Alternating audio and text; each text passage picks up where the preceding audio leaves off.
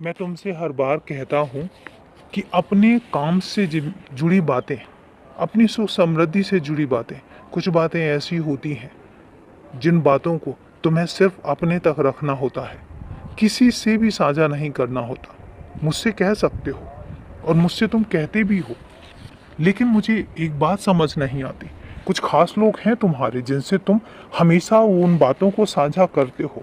गलत नहीं है, लेकिन मैं यही कहूँगा कि अगर हो सके तो उन बातों को सिर्फ अपने तक रखो। मुझसे साझा कर लो, अपने परिवार से साझा कर लो, और इसके अलावा किसी के साथ भी नहीं।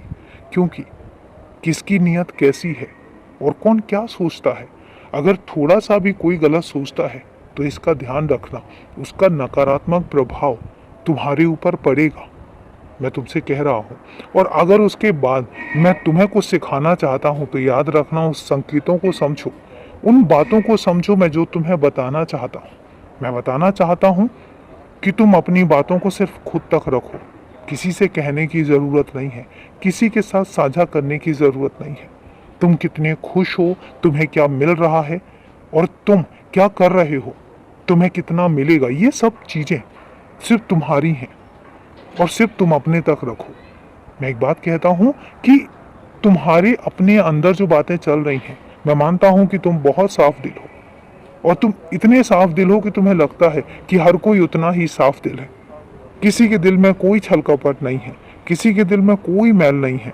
बस वो तुम्हारे अपने हैं और इसीलिए तुम साझा करने बैठ जाते हो।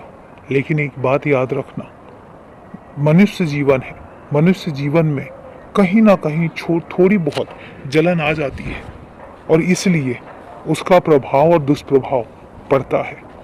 और एक बात मैं तुमसे कहता हूँ, अगर जब तुम बताते हो तुमने देखा होगा कि उसके बाद तुम्हारे काम में कहीं ना कहीं कुछ नकारात्मक चीज़ें होने लग जाती हैं।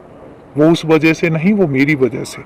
मैं तुम्हें ये दिखाना चाहता हूँ कि तुम वो मत करो। मैं हर बार तुम्हें संकेत देता हूँ, लेकिन उसके बावजूद भी तुम वही सब करते हो। समझो कि मैं तुमसे क्या कहना चाहता हूँ और मेरी बातों को मानो। समझदार हो, समझ जाओगे। और अभी के लिए शुभ रात्रि मेरे बच्चे।